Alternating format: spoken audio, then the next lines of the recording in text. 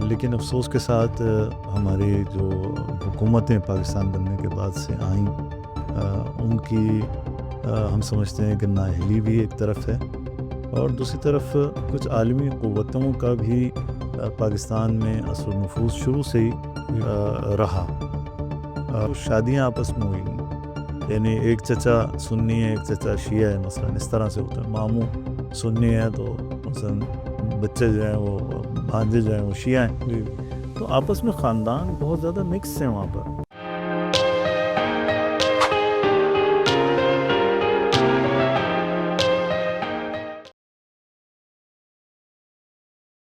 السلام علیکم ناظرین، خیر مقدم ہے پوڈ کاسٹ وتھ کومیل میں، اور آج پھر سے ہم سوال پوچھ رہے ہیں، آپ کے سوال پوچھ رہے ہیں، اور آپ سے درخواست ہے کہ جب آپ سوال سنتے ہیں تو اس پہ عمل کریں، ان چیزوں کو اوروں تک پہنچائیں اور بتائیں کہ ہمارا اسلام اور ہمارا دین ہم سے کیا چاہتا ہے اور ہمیں ان پر عمل کرنا چاہیے۔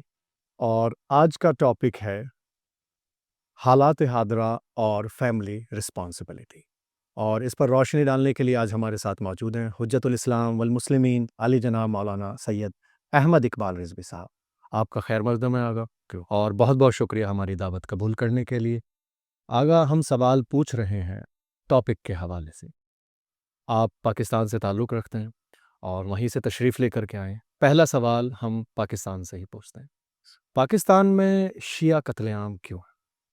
کیا اس کے پیچھے وجوہات ہیں؟ میں پوچھ سکتا ہوں جیسے پولیٹیشن مینیپولیشن ہے، کچھ ٹیررسٹ گروپس ہیں، یا جو وہاں کی گورنمنٹ ہے وہ لیک آف ایکشنز ہے؟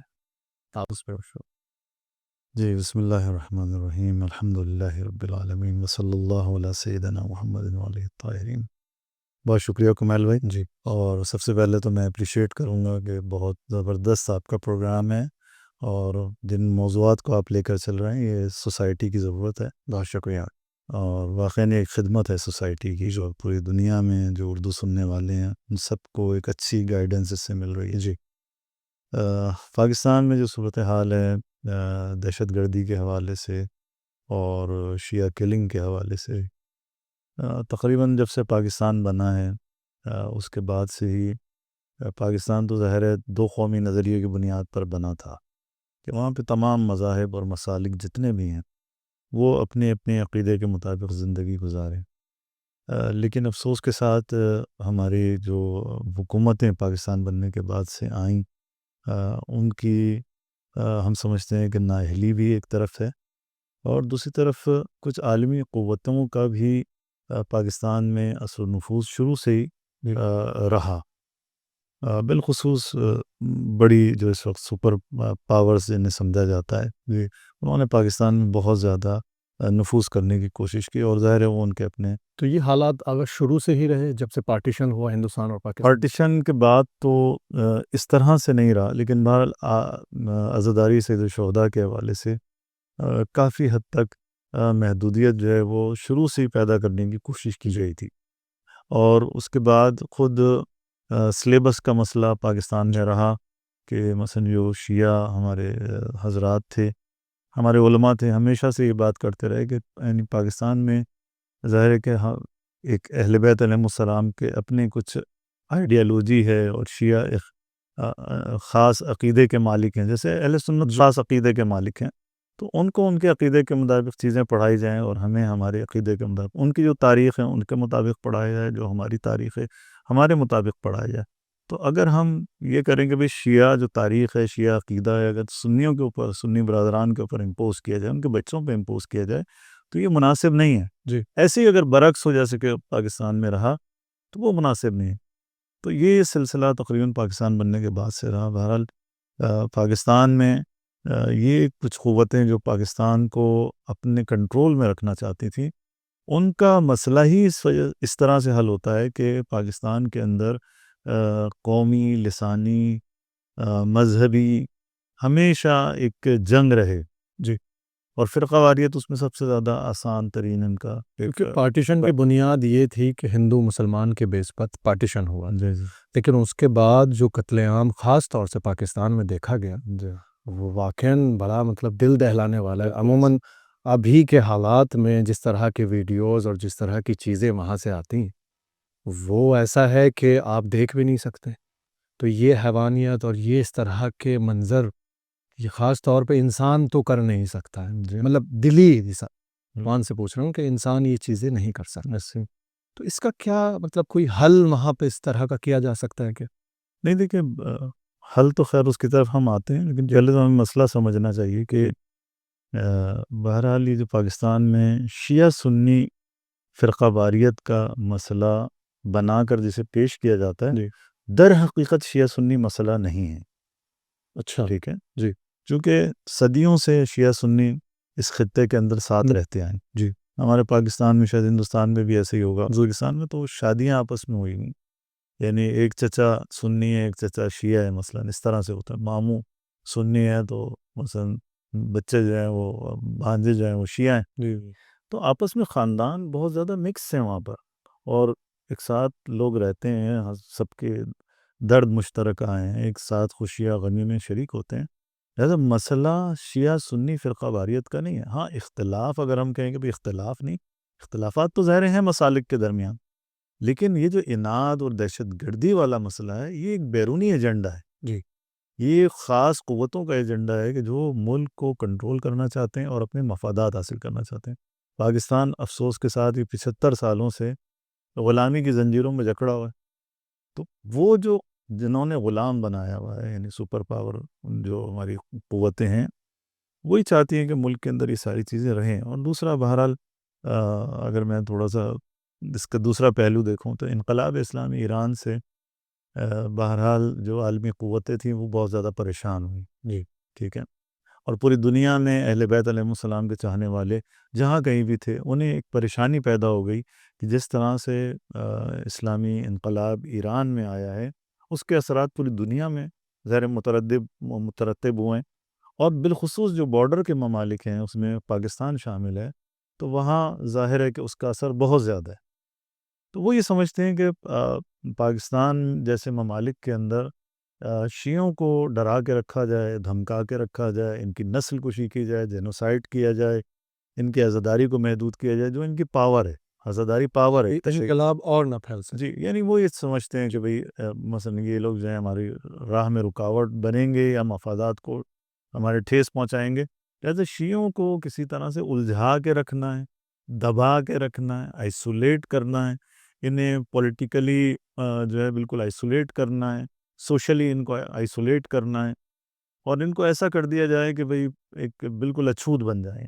تو یہ انہوں نے کوشش کی لیکن الحمدللہ وہ ناکام ہوئے پاکستان کے. الحمدللہ آج بھی شیعہ بڑی آزادی کے ساتھ ساری عزاداری ہوئی ہے، کیا شان و شوکت سے پورے پاکستان کے اندر عزاداری ہوتی ہے، جلوس ہوتا ہے. وہ ناکام ہوئے. پھر اہل سنت کے ساتھ وہ جو چاہتے تھے کہ ڈسٹربنس ایجاد ہو، الحمدللہ شیعہ اور سنی بہت اس وقت آئیڈیل سچویشن ہے. جی میں سمجھتا ہوں اگرچہ کہ ابھی بھی ان کی پائپ لائن میں یہ ہے کہ ملک کے اندر فرقہ واریت کو دوبارہ سے شروع کیا جائے. جیسے پارچنار کا اس وقت ایشو آپ کے سامنے، جی پارچنار کے ایشو میں بھی وہاں پہ مسئلہ کوئی شیعہ سنی کا مسئلہ نہیں ہے. وہ بھی پارچنار کے اپنی جو آپ سمجھ لیں جغرافیائی صورتحال ہے، اس میں وہ پارچنار میں اپنے مخصوص مقاصد کو حاصل کرنا چاہتے ہیں، وہاں سے آبادی کو ہجرت کروانا چاہتے ہیں. ان کو پارچنار چاہیے، عالمی قوتوں کو چاہیے، اور ان کے جو غلام ہیں ان کو یہ پارچنار چاہیے. اس لیے وہ مصنوعی فرقہ واریت کریٹ کرتے ہیں، شیعہ سنی کا مسئلہ بناتے ہیں. تو یہ ساری صورتحال اس وجہ سے ہے. مطلب یہ ہوا کہ بیرونی سپر پاورز کی وجہ سے تفرقہ پاسی. جی اچھا تو حل جو ہے وہ صرف آپ کی بات کا ایک جملے میں کہوں کا حل کیا ہے؟ حل یہی ہے کہ ہم ایک اچھے مسلمان بنیں، ایک اچھے انسان بنیں، شیعہ ہوں یا سنی ہوں. ٹھیک ہے، جی ہمیں استعمار کا اہلکار نہیں بننا چاہیے. ہمیں دیکھیں شیعہ سنی کو مارے یا سنی شیعہ کو مارے، فائدہ کس کو ہے؟ نہ پاکستان کو فائدہ ہے، نہ شیعہ کو فائدہ ہے، نہ سنی کو فائدہ ہے. اس کا فائدہ سراسر استعمار کو ہے. جی لہٰذا ہم سب ایک رسول اللہ صلی اللہ علیہ وسلم صلی اللہ امت ہے. علیہ وسلم. ایک قرآن، ایک خدا، ایک خانہ کعبہ، ایک نماز. ایک طرح سے ہم لوگ نماز پڑھتے ہیں، کوئی ہاتھ باندھ کے کوئی کھول کے. جی یہ سب خدا کو سجدہ کرتے ہیں. لہٰذا کوئی اختلاف نہیں ہے اس لحاظ سے، مشترکات ہیں ہماری بہت زیادہ، جزئی معاملات میں اختلاف ہے. تو ہمیں بہرحال شعور کا مظاہرہ کرنا چاہیے، بصیرت کا مظاہرہ کرنا چاہیے.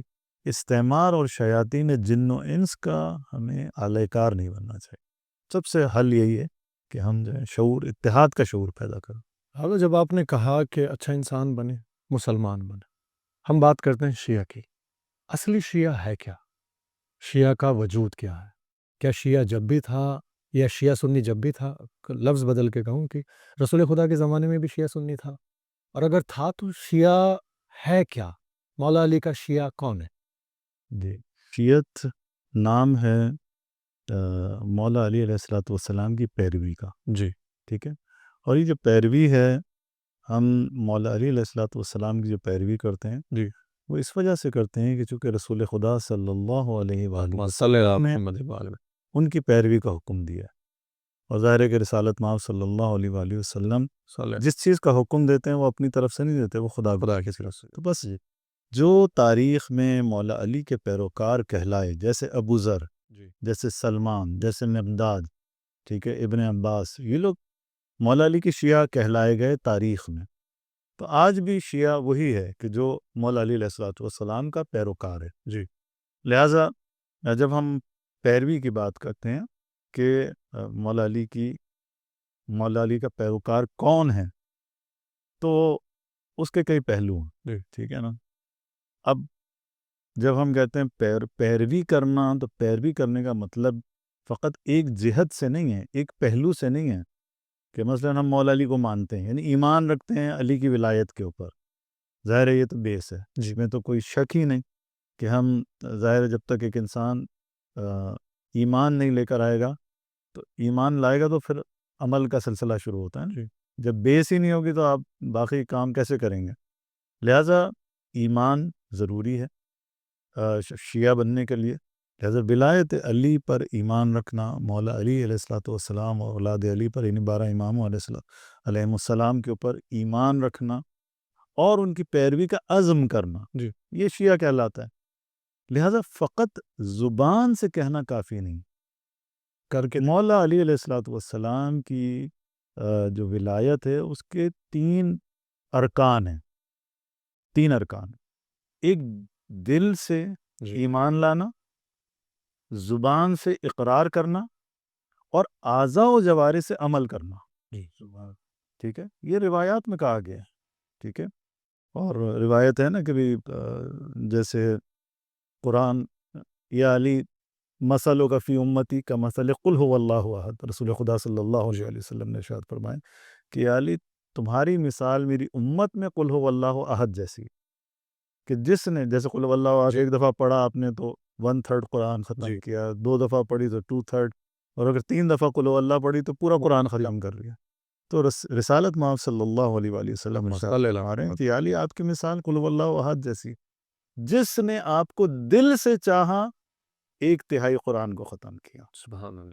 جس نے دل سے چاہا اور زبان سے اقرار کیا 2/3 قرآن کو، 2/3 قرآن کو ختم کیا، اور جس نے دل سے چاہا، زبان سے اقرار کیا، اور اعضاء و جوارح سے جو فرامین ائمہ کے ہیں، جو خدا کے ہیں، رسول کے ہیں، اس پر عمل کیا، اس نے پورا کا پورا گویا قرآن ختم کر لیا، یعنی پوری ولایت کو اس نے قبول کر لیا۔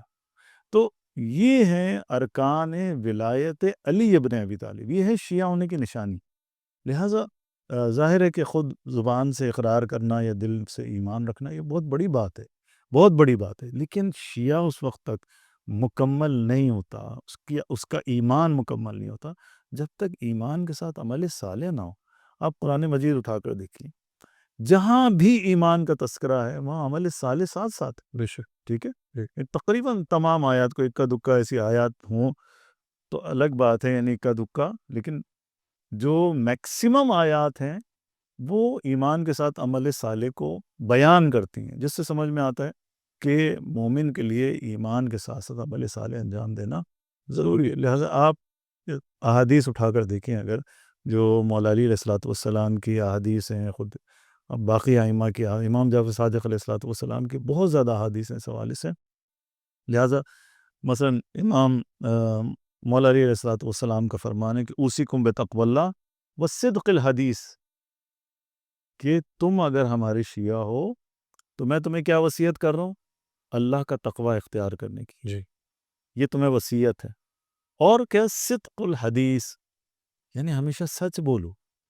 جھوٹا انسان مولا علی کا شیعہ نہیں ہو نہیں سکتا۔ ہو سکتا۔ جی جو شخص فاسق و فاجر ہے وہ مولا علی کا شیعہ نہیں ہو سکتا.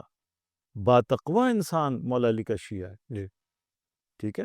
لہٰذا بہت ساری روایات اخلاق کے بارے میں، مثلا کوئی بد اخلاق ہو، ہر کسی سے لڑتا ہو، جھگڑتا ہو، ہر کسی سے عناد رکھتا ہو، کینہ رکھتا ہو، تہمتیں لگاتا ہو، پھر کہا جی میں بڑا مولا علی کا شیعہ ہوں.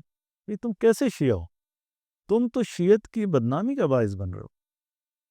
میں یہ کسی کو دائرہ تشیع سے باہر نہیں نکال رہا، لیکن ائمہ کی روایات کی روشنی میں بات کر رہا ہوں کہ ہم جب کہتے ہیں کہ ہم علی کی ولایت کو مانتے ہیں تو پھر ہمیں اس کردار کو بھی اپنانا چاہیے. ٹھیک ہے، ہم مولا علی کی ظاہر ہے جو مولا نے فرمایا ہے فرامین ہے، یا جو مولا کی کا اپنا کردار تھا، ظاہر ہم اس تک تو نہیں پہنچ سکتے.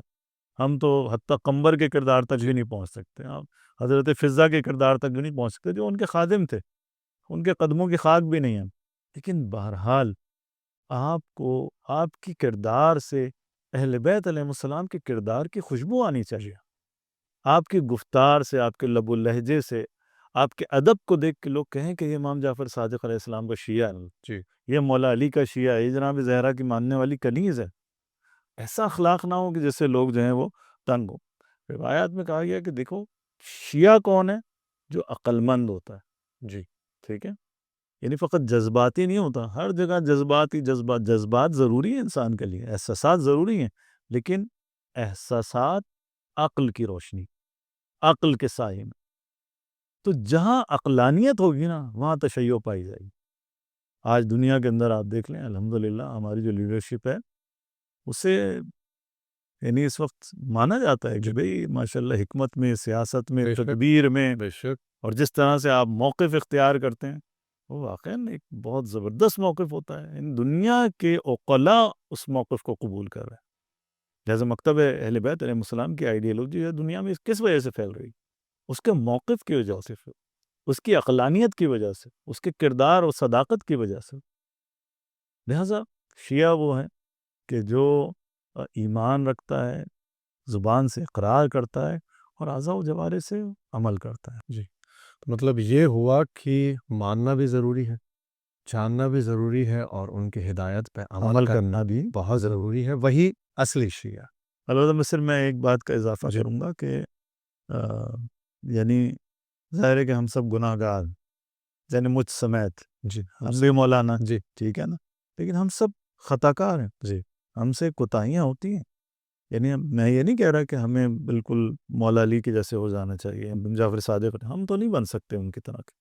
میں نے کہا جیسے ہم تو قمبر کے طرح بھی نہیں بن سکتے، لیکن بہرحال ان سے اپنے آپ کو میچ کرنے کی کوشش کرنی چاہیے، ان سے قریب جانے کی کوشش کرنی چاہیے. ہاں کمیاں ہوں گی، کوتاہیاں ہوں گی، اخلاق میں کہیں کمی آ جائے، کسی اور طرح سے ہمارے اندر کوئی برائی پیدا ہو جائے تو ہم کیا کریں؟ رجوع کریں، توبہ کریں، ہم پلٹنے کی کوشش کریں. ہم برائیوں میں آگے بڑھنے کی کوشش نہ کریں، بلکہ برائی اگر آ گئی ہے تو ہم توبہ کر کے دوبارہ سے اچھے راستے کی طرف آئیں، صراط مستقیم کی طرف آئیں. کیا مولا علی کا شیعہ ہونا کافی ہے؟ جیسے میں تھوڑا سا تفصیل میں آپ سے پوچھوں، کیا ہم صرف ماتم داری مجلس ہے؟ میں شعر آپ کو سنا دیتا ہوں کہ نجات دے نہ سکیں گے فقط یہ صوم و صلات، بہشت مار کے سینے پہ ہاتھ لے جاؤ.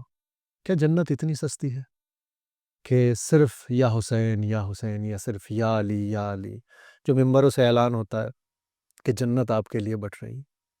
کتنی آسان ہے اور کتنی سستی ہے جنت؟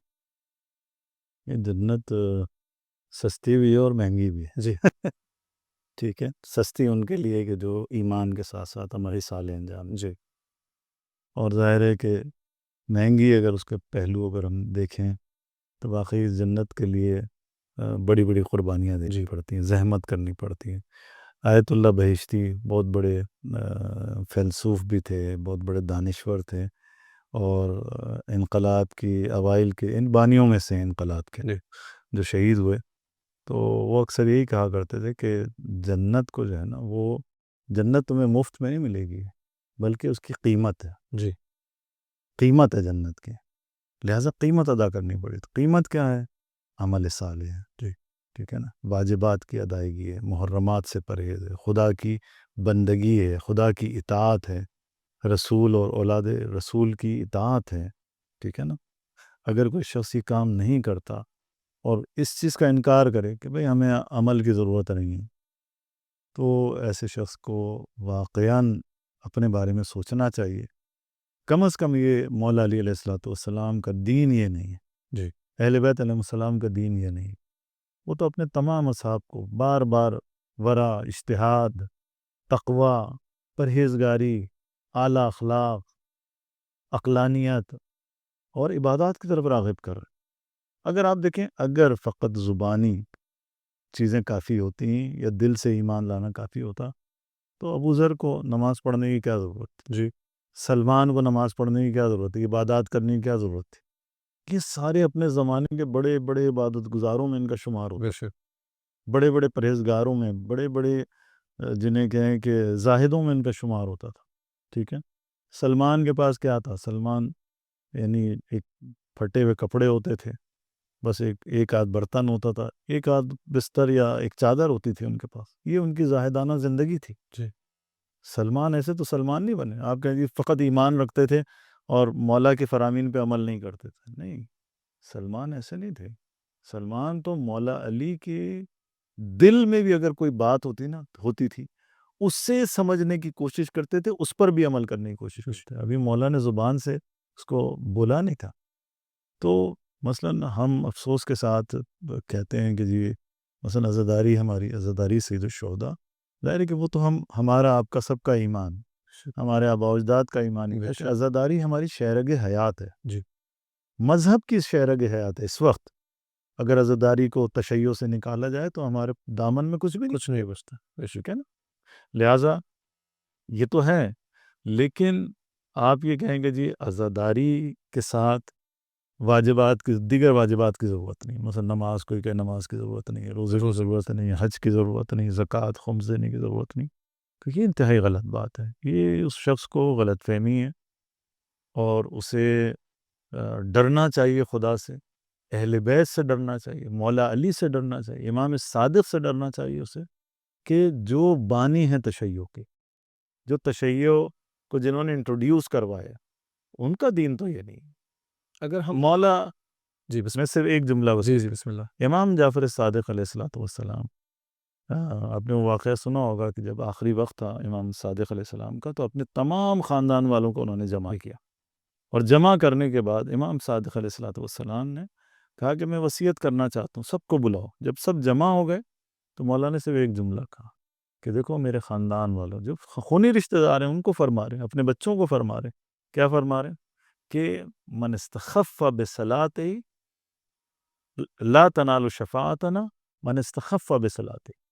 ہماری شفاعت اس تک نہیں پہنچے گی جو نماز کو خفیف جانے، ہلکا جانے. یہ نہیں کہا کہ جو نماز نہ پڑھتا ہو، جو نماز کو اہمیت نہ دے، مثلا قضا کر دیتا ہو یا نماز کو ٹائم پہ نہ پڑھتا ہو، اس تک ہماری شفاعت نہیں پہنچے گی. بتائیں. مستند حدیث بیان کر. اور نماز کے بارے میں کون سا امام ایسا ہے جس نے نماز کے بارے میں تاکید نہیں. جی بے شک. تو آپ اتنی ڈھٹائی کے ساتھ، کتنا بڑا ظلم ہے.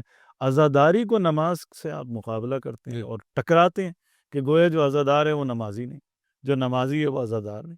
حالانکہ جو حقیقی عزادار ہے وہی تو نمازی ہے. نمازیں تو قبول ہی اس کی ہوں گی کہ جس کے جو اہل بیت علیہ السلام کی مودت رکھتا ہو، محبت رکھتا ہو، ان کی پیروی کرتا ہو. اصل نماز تو اس کی قبول ہوگی. جس کے دل میں بغض علی ہے، اللہ اس کی کوئی نماز قبول نہیں کرے گا، اللہ اس کا کوئی حج قبول نہیں کرے گا جو بغض رکھتا ہے. ٹھیک ہے.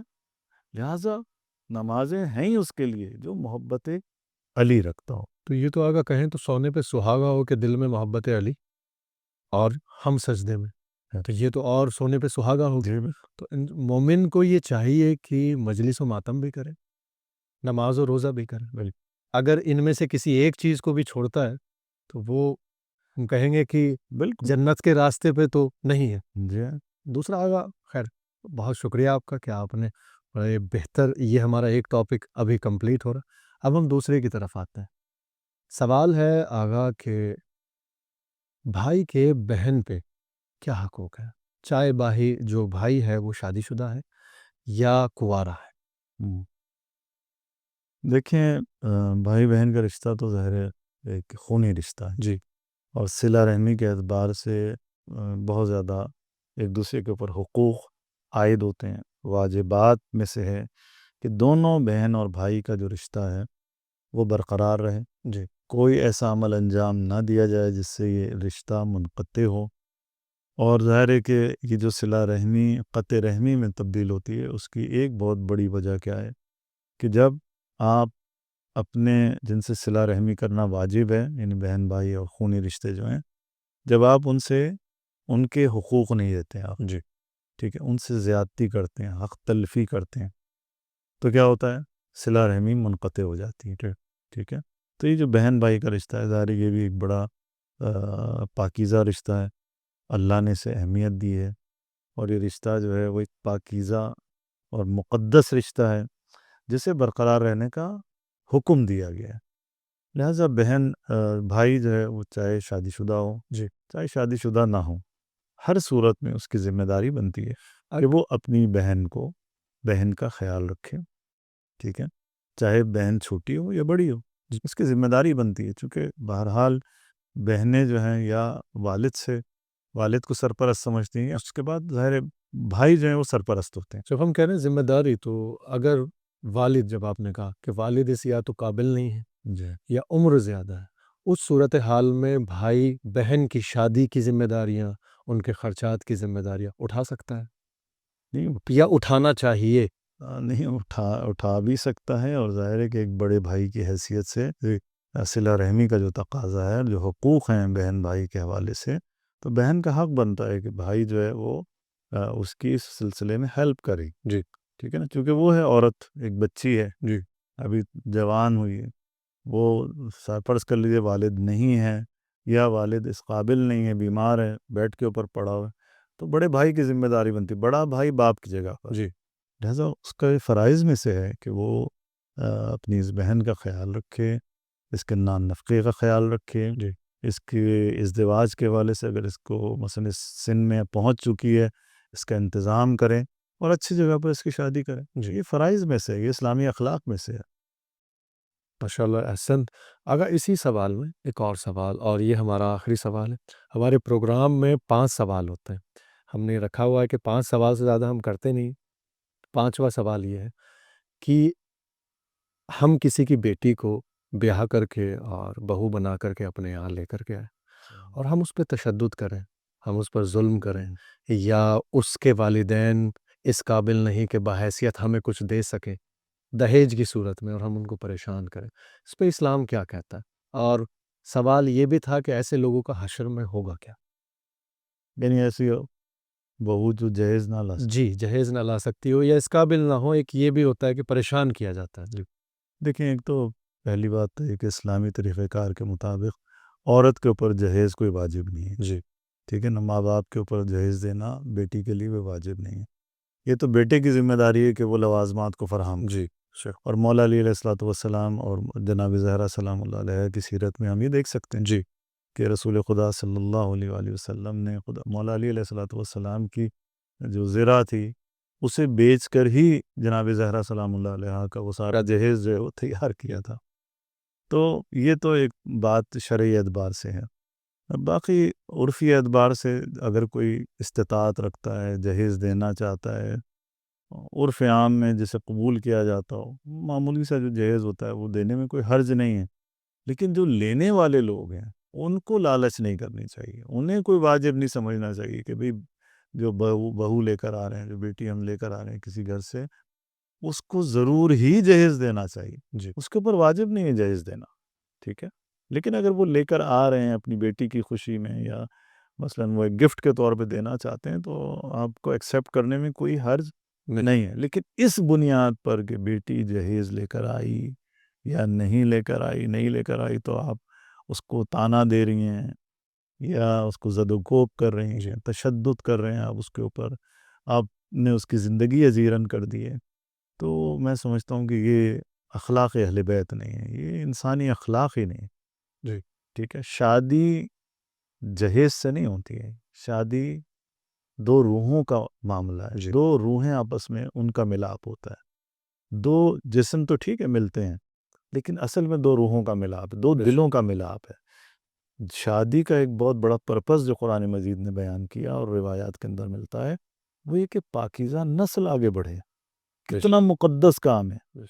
یعنی ایک پاکیزہ پاک و طاہر نسل جو آل محمد کی چاہنے والی ہو، جو خدا کی توحید کی ماننے والی، جو رسول کی رسالت کی ماننے والی، جو خدا کو سجدہ کرنے والی نسل ہو. اللہ اس جوڑے کے ذریعے سے اس نسل کو آگے بڑھانا چاہتا ہے. ٹھیک ہے نا. یہ صدقہ جاریہ بھی ہے، خود دادا دادی کے لیے، نانا نانی کے لیے، والدین کے لیے. تو یہ جہیز اور یہ ساری چیزیں بہت ثانوی ہیں. اصل چیز ہے اس لڑکی کی یا اس لڑکے کی کا کردار کیا ہے، اس کا ایمان کیسا ہے، اس کا اخلاق کیسا ہے. سب سے بڑا جہیز اخلاق ہے. بے شک. ٹھیک ہے نا. اگر بد اخلاق عورت لے کر آئیں اور بڑی وہ آپ کو جہیز وہیز دے دے تو بیچارے لڑکے کے لیے بھی جہنم ہے اور ساس کے لیے بھی جہنم. جی جی ماشاءاللہ بہت احسن. اور ہم بات کر رہے تھے آغا سید احمد اقبال رضوی صاحب سے، جو کہ بہترین ہم لوگوں کی اصلاح کر رہے تھے. ہم ان کے شکر گزار ہیں، اور انشاءاللہ آنے والے پروگرامز میں بھی ہم آپ کو دعوت دیتے رہیں گے. بہت بہت شکریہ. آپ لوگ دیکھ رہے تھے پوڈ کاسٹ ود کمیل.